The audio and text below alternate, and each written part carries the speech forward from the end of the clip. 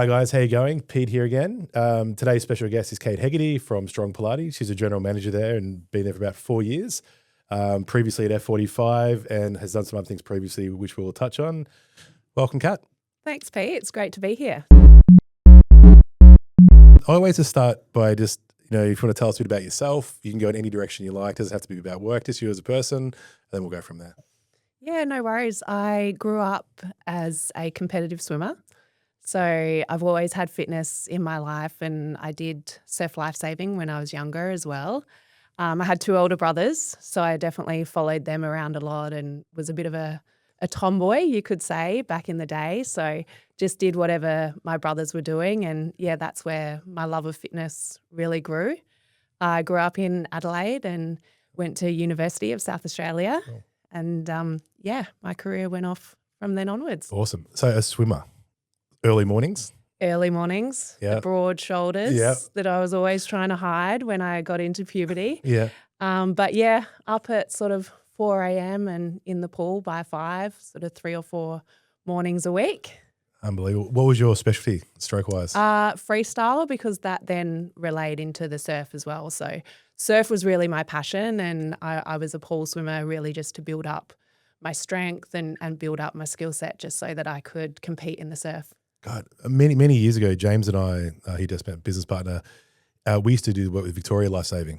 And we did a lot of stuff with websites and all that, tech-related stuff. We were shocked about the information doesn't sort of get released to the public in terms of, people, not to be grim, but drownings, but a lot of issues and stuff like that. When you were doing the swimming side of stuff, what was, the biggest thing that you saw regularly that people don't know about? Oh, look, I was in Adelaide. So sharks, but also there wasn't a lot going on. It wasn't that happening, I must say. I then later in life lived in Bondi, and they've obviously got a lot of the lifesavers on the beach there. But yeah, in Adelaide, I would say we were lucky enough that it was flat, that there really weren't any issues, but it was also a little bit boring, and I really sort of yearned for the surf as well. So yeah, nothing too exciting. Okay, damn, I was hoping like a shark story or something. I'm actually definitely too scared to jump in the water over there. Yeah. I had a good look through your LinkedIn, everything like that. Yeah. Talk to me about the university days and sort of your first jobs out of uni and what you did before fitness. Yeah, so I did business management and marketing at uni, and it's quite funny because that was back when marketing wasn't a buzzword. So I went to university in the early 2000s, graduated school in 1998, so I'm giving away my age there. But yeah, that was also back in the day where there was no social media. So I can't even imagine. Yeah, exactly. You could get away with anything. But I can't even imagine how different the course would be now. But when I did it, it was really about consumer behaviour and looking at why people purchased certain things and what was driving people to make those purchases and those acquisitions. And that always really interested me. I actually was interested in market research and just looking into sort of the psychology of people and why they purchased what they purchased. So that really interested me. And then when I finished university, actually when I was at uni, I worked in a gym doing sales. Really? Yeah, wow. Which is quite funny because when I think about it, it's a full circle really. Yeah. So when I was working in the gym and… Was it a uni gym or was it a branded? No, it was a branded. It was In Shape. I don't think they're around anymore. No. There are about 3 or 4 of them in South Australia and a couple in Perth. They probably had around 10 clubs nationally. Cool. Yeah. But I was selling memberships there. Nice. And I was wearing my gym gear to work every day, and all I wanted was to get out into the corporate world and have a job where I could wear a suit every day. And then I've come full circle, and then I hated wearing a suit, and now I'm back to wearing my gym gear every day. So that period, funny how that happens. The suit thing, sorry to jump in, it was my brothers used to be engineers, like coders, when the web was, born publicly in 1999. Yeah. They would wear suits to work to code. Yeah. If I took a photo of my engineers now and showed everyone side by side, completely different. That's insane. Yeah, so when different you got world. When you got the Chucky suit on, where was your first job outside of uni? I was working in pharmaceuticals. So in my 20s, I had that brain that I just wanted to earn money. Yep. And somehow I found myself in sales, in pharmaceutical sales, and then I went into medical devices. Wow. sold medical devices for, Boston Scientific, which was a great experience. I will admit I don't classify myself as being that great at sales. I don't love it's funny because we're selling ourselves every day, right? And we're selling whatever product we have and whatever business we're working for. But it feels much more natural than being in a traditional sales role where you have to actually ask for the sale. Yeah. That was probably one thing that I wasn't great at, if I'm really honest. But I still did well out of it. So it's an interesting role. Before I had that role, I wouldn't have believed that job actually existed. So, having a rep who I didn't have a sales background, I had a marketing background, standing inside a theatre and advising a surgeon on, what product they should use in the patient. Man, so that's intense. It's a different world, and you wouldn't believe that it was there. But when you think about it, the whole role of the surgeon and of the specialist is to know the body and know everything about the body and what the expectations are of, if you do this, then this will happen. I had a portfolio of 200 products. I was going to ask you about the importance of maintaining a database. So if you've got your product list, did you do the same thing with like the doctors and the surgeons? Did you? Yeah.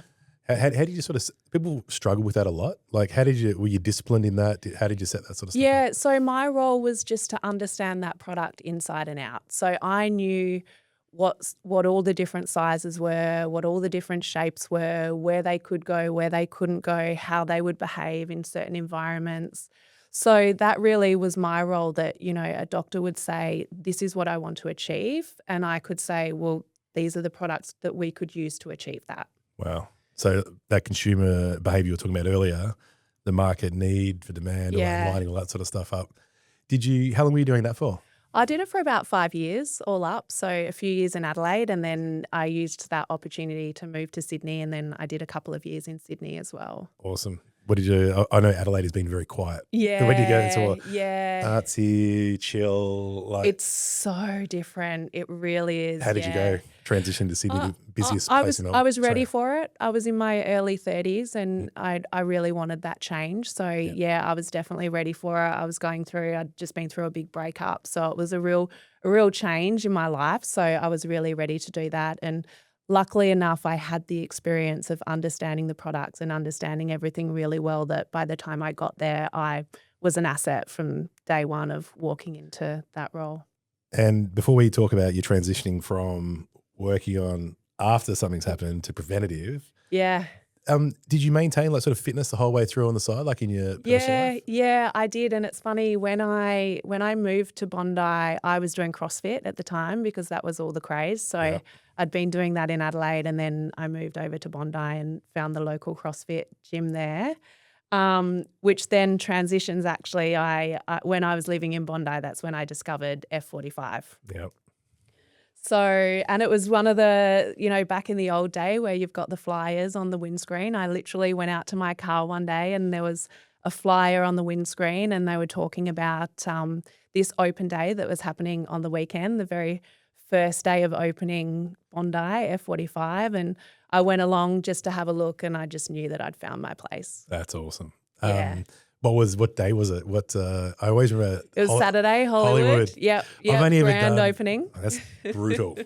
I only ever went to Hollywood with some of the guys from work on a Saturday in Preston, F45, many years ago, and I shouldn't have walked into that one. That was like painful. It's not the best one to do on your first day. But I will say the vibe is electric. It really is. You walk in there, they've got the DJ, they've got everything set up, and 27 people back in the day. They then eventually doubled the size of that, but 27 people, one on every station, moving to the next one, and everybody had a smile on their face and was really loving it. And then of course you've got that corny old high five at the end, but it really had an impact. It was a movement. The high five thing. I played footy my whole life. That was a big part of it. Yeah. A high five or a slap on the bum or a pat on the back or a scruff of the hair.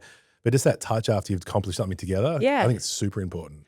And it's not only the touch, it's also the looking another person in the eye as well, and having that shared experience because, it's not easy. It's tough, and you've pushed yourself and you've gotten to the end, and then you've connected with someone, which is why we all do it, really. Was that your first? So once you did that workout and you're hooked, that was it. That was it. Yeah. And then you went back to South Australia to Yeah. run an F45 yourself? Yeah. So it's interesting because my two biggest plays in my career have been when I've left a really good job and not had another one to go to. Respect. So, yeah, and I mean, I know it's not for everyone. Not everyone can do it, and I was quite privileged to be in a position where I could do that. But yeah, it forces you to actually think about what you really want to do, where you want to be, and go out and push yourself and have the conversations, back yourself, and really try something different. So yeah, I'd been in sales in pharmaceuticals and, quite honestly, making really good money out of it. To then I woke up one day and just said, I don't want to do sales for the rest of my life.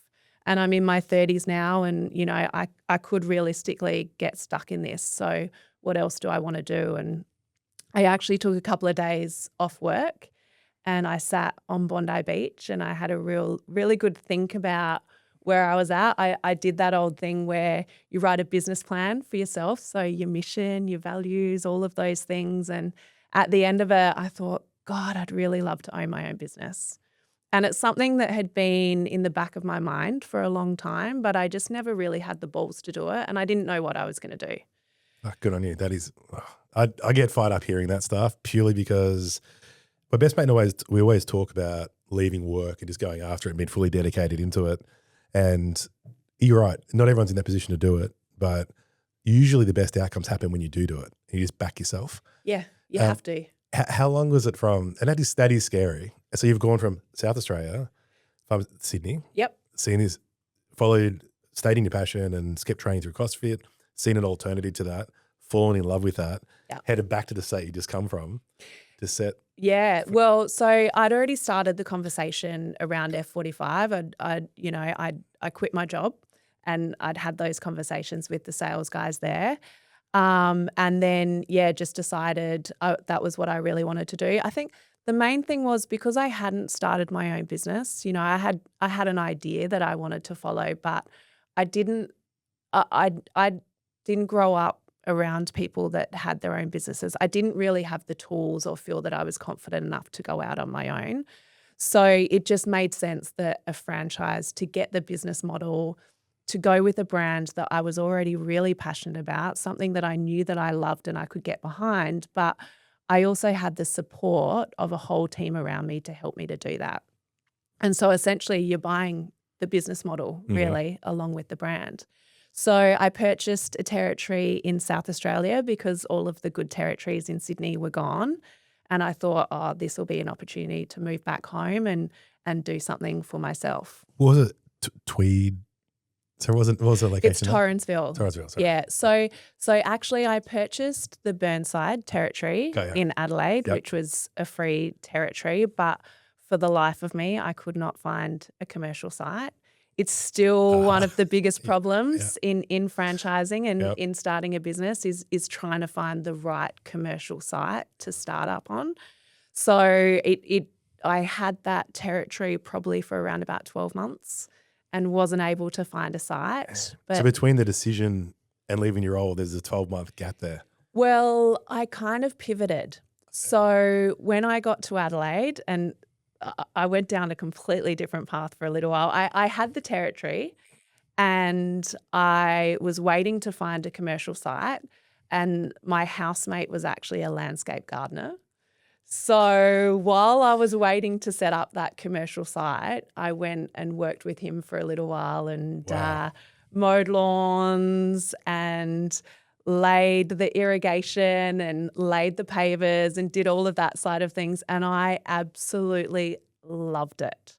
I'd gone from standing inside a theatre with, 4 walls, no windows, to just outside, earning cash just to get by. Don't tell the tax man around that one. But yeah, I did that for a little while, just waiting for this site and in the background, just researching everything, understanding the brand, having all my business plans ready, just setting myself up for success. And I was training at the F45s in Adelaide and just checking them all out. And then I ended up chatting to the owners of Torrensville and they were They were good operators, but they weren't working inside the business. So we sort of teamed up together, and I ended up buying in on that one and working in the business. And then I ended up selling the Burnside territory, luckily enough. So that ended up being my full-time job. So I was working full-time, just running the studio there. And because I'd had so much experience in a lot of the F45s, I kind of knew what it was lacking and what we needed to do to really build up that membership base there. And were you running it and taking some classes as well? Like, did you do a bit of both? Or were you just strictly on the I've business actually side? never been qualified as a Cert 4 as a PT. You would easily be able to be a PT.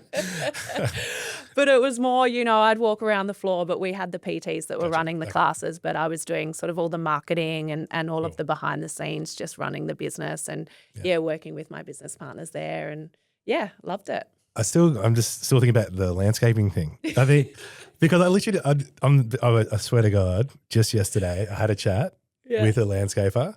Yeah. We're talking about, and he goes, "What do you think's going to happen with AI?" And he's talking about white collar workers, and his brother just lost his job. I said he's given him a job just for a short period of time. And I said, "Man, he probably loves it." And he goes, "He loves it." Yeah. Like he's outside digging holes.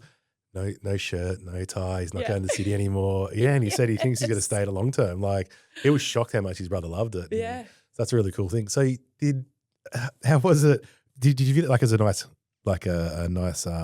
change of pace for a short period of time? Or that's all. I was never going to do it long term. It was just, just pick up a few hours and burn some calories while you're doing it. Yeah, I absolutely loved it. But cool. It's not going to be my full-time career, but to fill in a bit of time, it was great. So good. And I love that too. Like, I think a lot of people these days can learn from that. Like, you don't have to wait for the perfect situation all the time. Do something in the middle. Yeah. So I love that. Talk to people. If someone offers you something, like it was such a great opportunity, and it's just because he needed a hand, and I said, good. Why not? Love that. So when you, that's awesome hearing about you transitioning to F45. There's already owners there. You've obviously done a lot of research. And it's always funny when you talk to people that love planning and preparing, there's always a bit of consistency with what they do away. So you're obviously being super consistent with your training, whether it's swimming, CrossFit, F45. We always find there's that synergy between discipline in and out of the workplace. Seems to be go hand in hand. When you went in there and to assist these guys run the actual business, business plan, marketing plans, networking, the area, set everything up, in those first couple of weeks when you were in there, was there any surprises, or was it sort of as expected because you'd done all the research up front? Look, there were surprises because I'd done the research and I knew what my plan was, but I didn't know 100% how the business was being run. So that was good because I could commit full time to it as well. So I had the time to be able to really dive in and see what needed to be done. Yep. It was just around bringing the team together and just small things like having the time to actually make the calls and follow that sales script and be at every class so that you can talk to everybody that comes in, every new member as they come in or they're on an intro offer.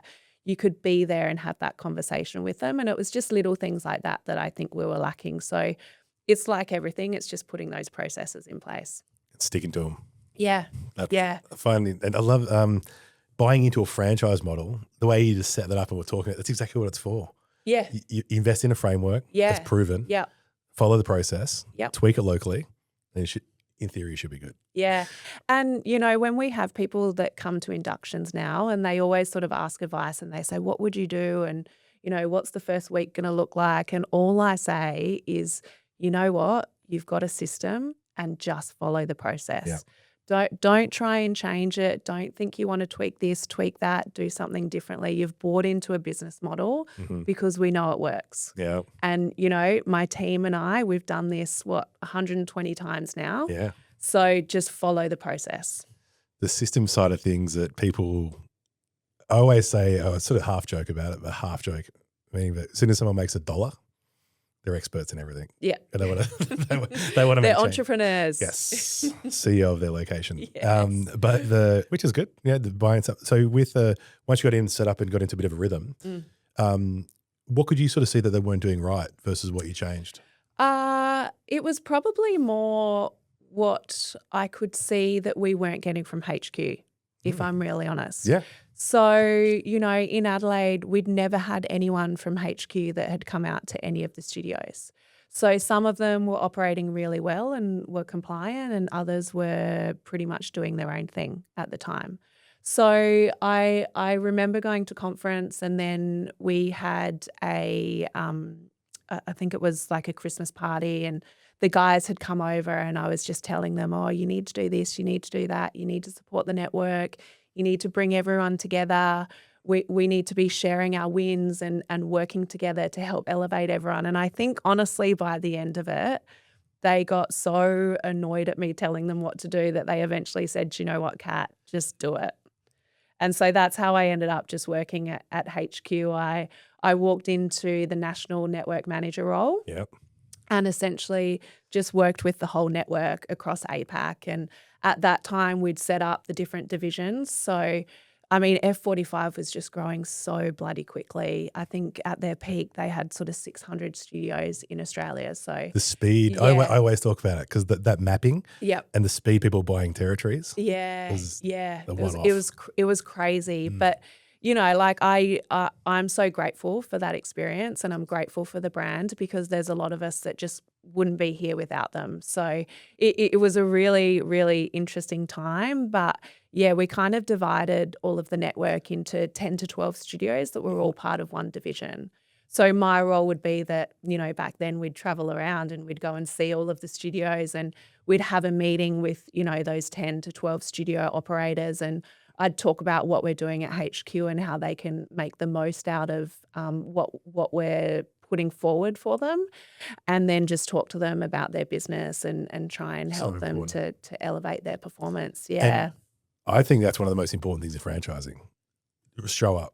Yeah. When you don't show up, you're like, when am I going to get the turn? Yeah. Then you see at the conference, oh yeah, I've gone and seen these top 10 sites, but then someone's struggling, following the playbook, doing the right thing, and they've forgotten about almost. So what was the reaction you got from doing that? It was actually really positive. Yeah. I mean, different studios were operating at different levels, but at the end of the day, and this is so true for every business that I've ever worked in, but I often remind my team of this, is that people just want to be heard.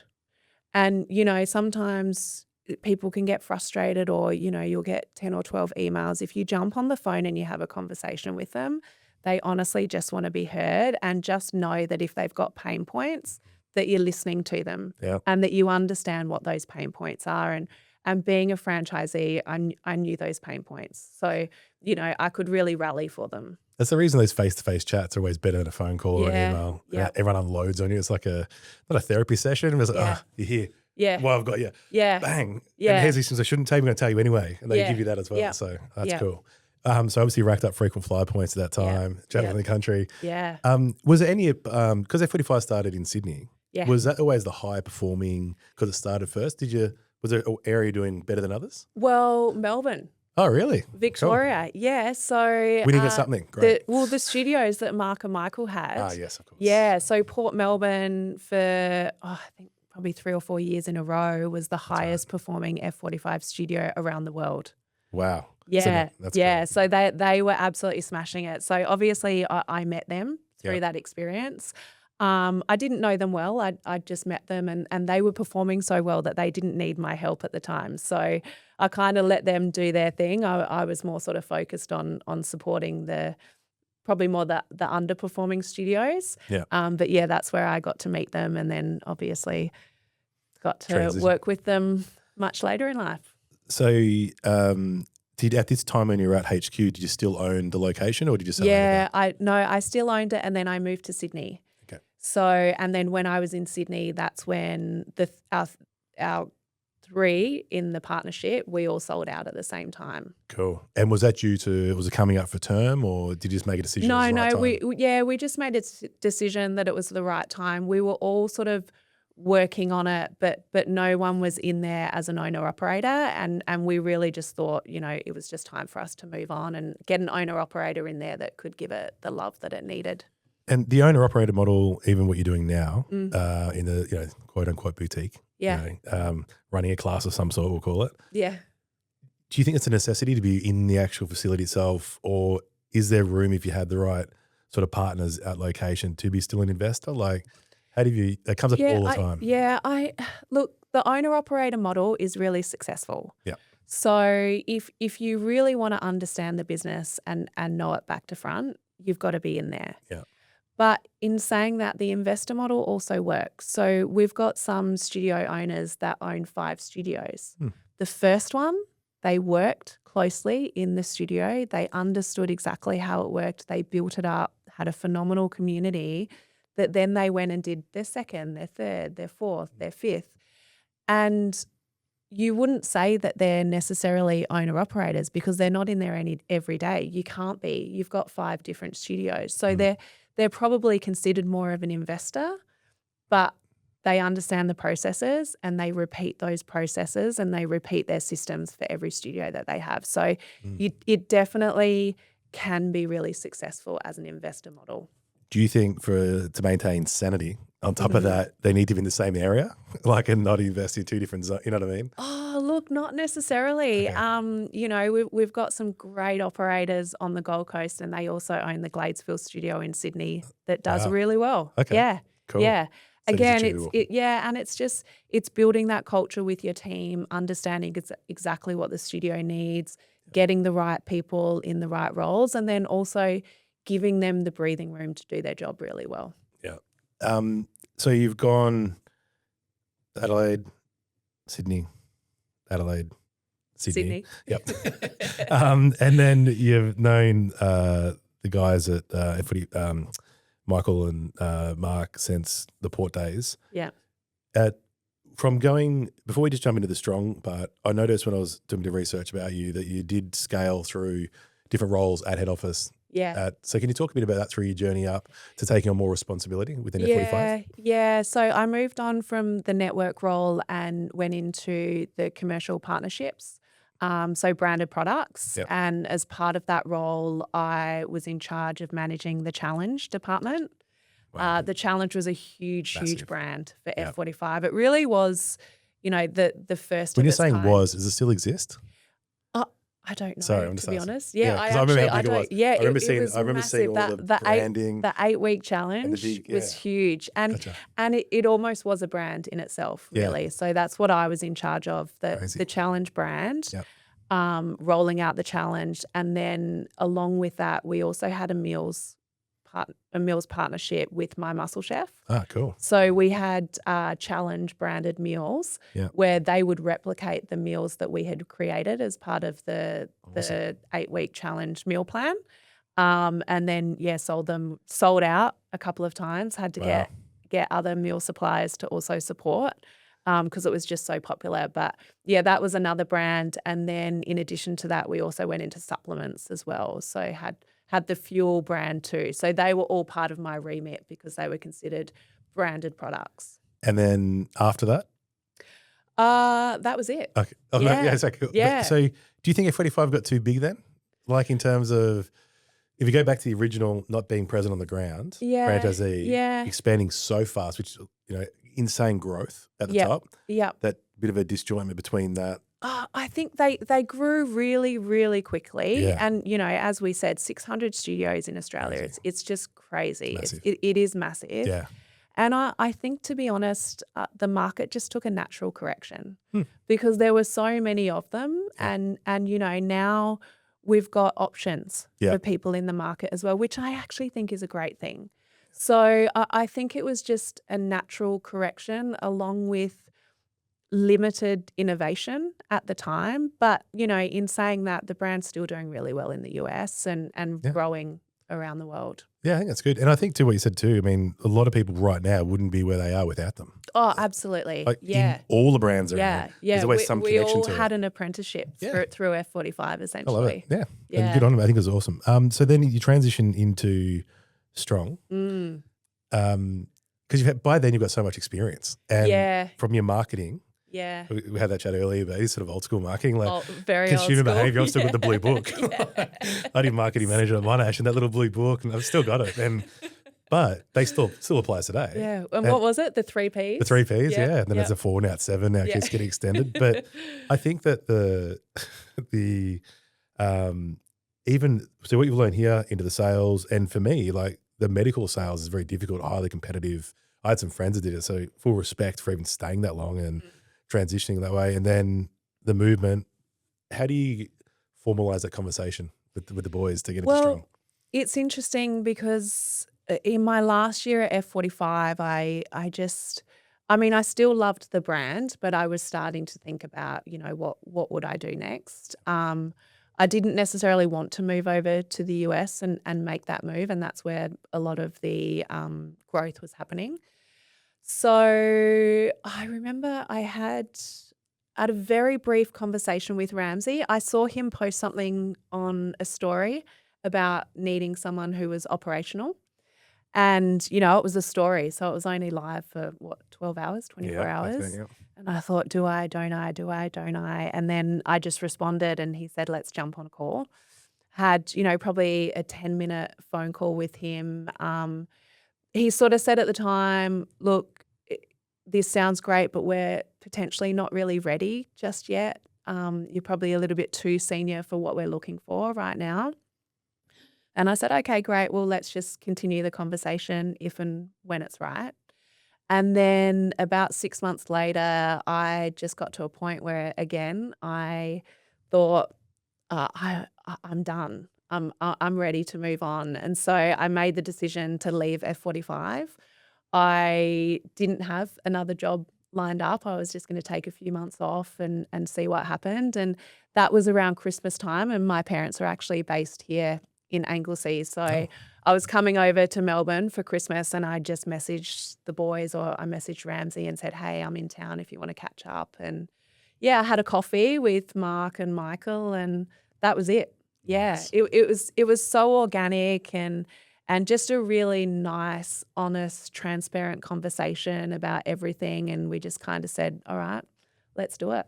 So good. And then, I took a few months off and just traveled around and then ended up moving over to Melbourne and, teamed up with Mark and Michael and I haven't looked back. That's so good. And I'm going to ask you the same question too. Like, this is what one thing's been sort of sold is what's in those four walls. And then one thing's getting in there, meeting everyone, looking at the current system set up and everything else. So from that conversation, that coffee around that Christmas time, starting the back end of the first quarter of the next year, what was that first impression when you get in there? If you're being honest. No, I was excited. Oh, cool. I was really excited. We had 12 studios at that time. Yeah, so good size. It wasn't that daunting. It was actually a really nice time because I could get to know every single franchisee. Awesome.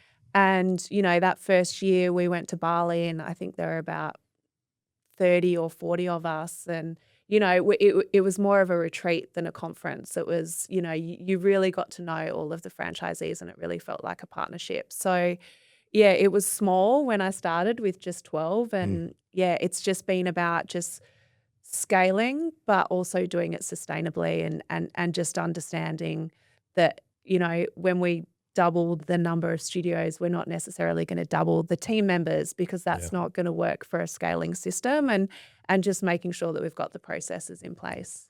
Were you happy with the 12? I love asking that question. I mean, I was happy, but I was always there to get more. Yep. In terms of the personality types of the 12? Amazing. That's good. Yeah. And I will say, even just what we've done now, moving over to the US is an absolute beast. It's huge. It's massive. But Australia is such a great testing ground.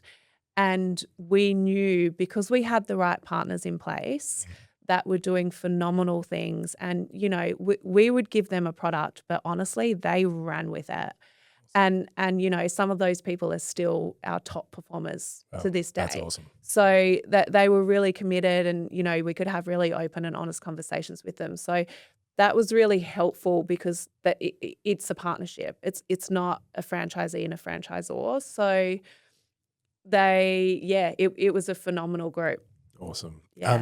And when we've found, and we sort of touched on it before we started today about the recruitment side of stuff and making sure you got the right team in the environment. So when you got settled and watch what's going on that sort of first 3 months, who's who, are they the right people for the role? Who are we missing? Who do we need? Yeah. How did you sort of tackle that and set that up? Look, It often happens naturally. Mm-hmm. So, I mean, when I came in, we were coming in to grow. And, you know, I was coming in so that we could scale the business. So, you know, you make some changes and some people don't necessarily like those changes, or they don't want to work in an environment that is moving quickly, that they're more comfortable with things that are currently happening now. So there was some natural transitions that happened. And then it was just about, working out what we're doing next and how many people we need to come on board to get us there. Yeah. And I think in the fitness industry, retention's always a thing. Yep. About getting the right people and making sure, from a culture point of view, and what you've built there over the last sort of 4 or 5 years, how do you maintain that energy to keep growing? Because 12 to 120 is a lot. Yeah. It's 10 times growth. Yeah.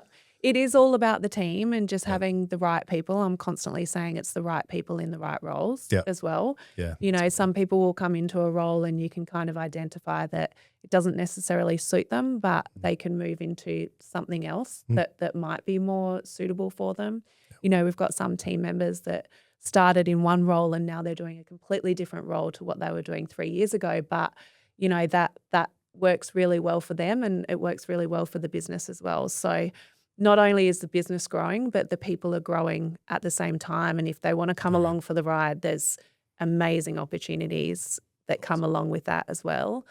Sorry, what was the question? No, that's perfect. You answered it perfectly well. No, it's great because the shifting of roles too, we do it a lot. Yeah. Like when the guys start out, I used to do this. Now you're talking to this client here, you're responsible for it. I think it's awesome because if they're good people, you want to keep them. But like you just said though, if they want to come along for the journey as a role for you, and if you don't, that's absolutely fine. Yeah. It's okay. We appreciate your time here. Yep. Choosing us part of your career. Happy to be different. Stay in touch. Yeah. Might come across again. So absolutely. I think it's healthy. I think it's cool. Yeah. The thing I get asked about Strong all the time is, you know, it's got the word Pilates in it. Yep. And then versus traditional Pilates. And you'd be used to it. But so can you talk a bit about how Strong differentiates itself from the traditional Pilates model? Yeah, absolutely. So our tagline is strength, Pilates, cardio. So it really is a hybrid of all three. So we've taken what we know everybody needs to be fit and healthy and for longevity, and we've put them all together into one class. Yeah. So in the same class, you're going to get on a rower and you're going to get your heart rate up, but then you're going to grab some weights and do some strength, and then you've got that Pilates as well for, you know, the mobility side of things too. So it really is just a hybrid of everything. You know, we're more accepted now than I think when we first started in the market. But, you know, that's one of our values, is that we're disruptors and we're not afraid of that as well. And, you know, there's so much room in the market for everybody. You know, I sort of look at it and I think the stats are at the moment about 20% of adult Australians have a gym membership. Yeah. So when you look at that, there's so much opportunity for the industry itself to grow. So we don't need to compete against, you know, other studio owners or other brands or Pilates or yoga or gyms or HIIT or whatever it is. Or what we should be doing as an industry is all just coming together and getting that number from 20 to 30 to 40 to 50. That'd be good. Yeah. Amazing. What do you think people that train at Strong, are they likely to have a gym membership somewhere else? Like I notice a lot of the boutiques often have like one of the 24/7s. No, they're pretty loyal, to be honest. Yeah, cool. Yeah. A lot of our members will just have the one membership, but then a lot of our studios also have Class Pass as well. And you know, there's some people. What do you have views of Class Pass?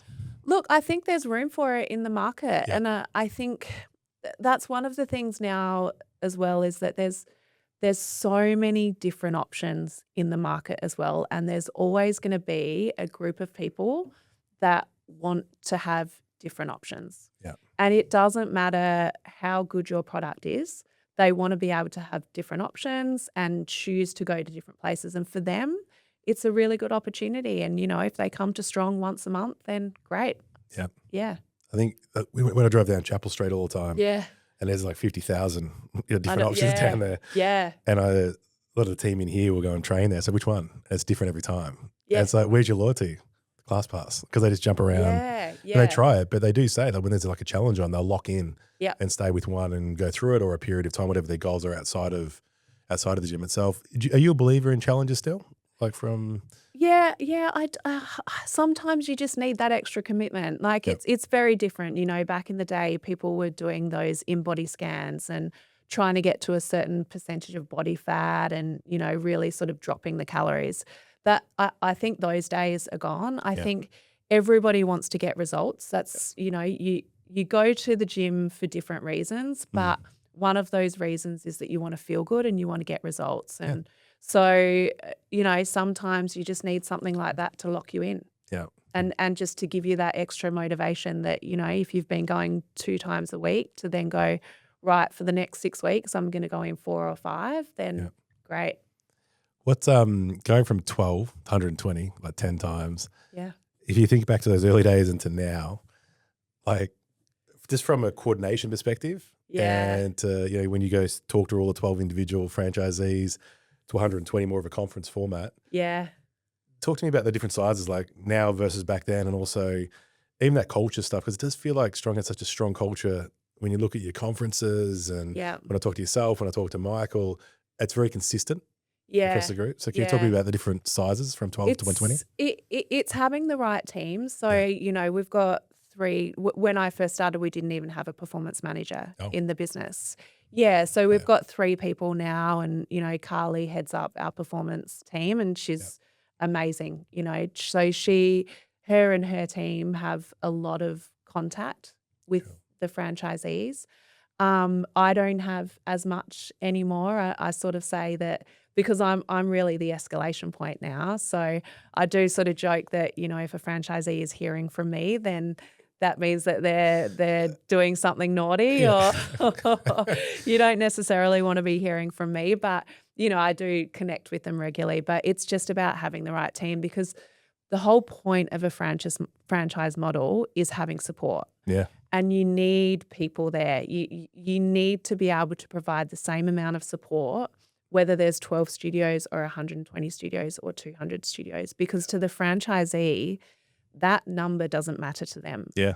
They just need to know that when they've got an issue, they've got someone that they can call. Yeah. If they want to bounce something off someone, if they want to talk about their sales process or talk through something in their business, there's somebody there that they can talk to. Yeah. And that's the main thing, is that making sure we've got those people there and the resources there for them.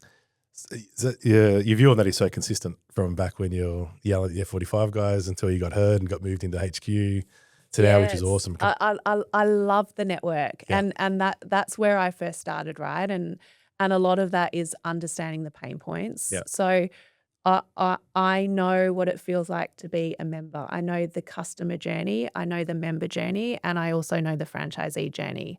So that's something that I am quite passionate about, is supporting the network and just making sure that they have everything that they need to be successful. That's awesome. I know you've got a lot of international expansion. You touched on the US before. Yeah. Talk to me about that. Like, I ask this pretty consistently, but I've spent a bit of time in the US, but how have you found it cracking the biggest market in the world? It's untapped. There's haven't really seen a model like yours there. It's huge. And I will say I work really, really closely with Mark and Michael, and it's been a great transition. I think Mark went over there, I want to say sort of maybe 4 years ago, 3 or 4 years ago, and Michael's been there for a couple of years now. So they really head that up and are really focused on that. My focus tends to be more the APAC region. Yep. I think as the business grows, you know, when I first started, I was a part of every single decision. And then as it starts to grow, you get to a position where I just can't be involved in everything and I need to sort of focus on this region. But, you know, the US expansion is huge. It's such a big market, and I kind of touched on this before, but we're lucky because the model's so proven here. And we had those incredible franchisees that really supported us to get it to a point where we knew that we could take it over there and really just roll it out. We've got all of the processes in place now. We've got all of those systems. We tried different things, tested out different things here, and we knew that we'd nailed it here before we even went over there. So, and that's a different expectation in the US too. Yeah, I think what's the customer like there that you've run into? Like, do the guys tell you about, are they similar to here, same goal set, or are they expectations higher? I would say their expectations are higher. Aussies just get the job done. Yeah. You know, you give them a business model, but they just back themselves and they do it. With the US, it's you've got to give them a business model that is much more polished. Yeah. Yeah. So come prepared, come completed. Yeah. Don't come half-assed. Yeah. Make all your mistakes here in a smaller group, and then know that you've got the product right, that you know you've nailed it. We've got our systems, we've got our processes, and then you take it over there and run with it. Yeah, I think I asked Ty from the Snap in our first one we did of these, and he just said a lot of people just get to 10 and then try to go. Yeah, and it's like you die pretty quick. Yeah, like you need a big network to fall back on. Yeah. You just need to prove the model and make all your mistakes here. Nice, because I'm more understanding. Yeah.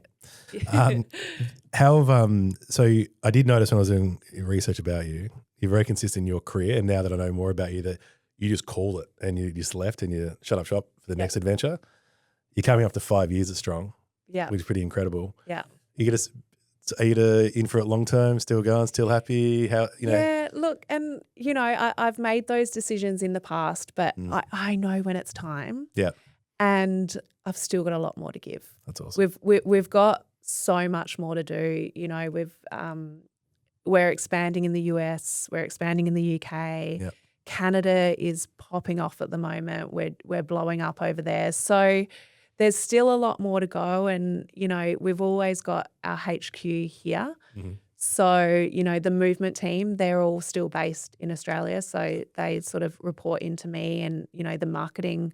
We do have a marketing team in UK and US, but you know, a lot of that still stems from the HQ here. Yeah. So there's still a lot more to do.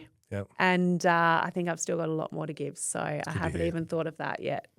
Well, thanks so much for your time. It's been really cool hearing about your journey. Like, sincerely, it's great. And I think that you making those power moves, I think in terms of getting up, calling it as it is and moving to your next chapter, a lot of respect for that, even though a lot of people can't do it, but you do need a lot of balls to do it. Thanks. The fact Appreciate that you've ended up in a really, really great position. So congratulations on your success.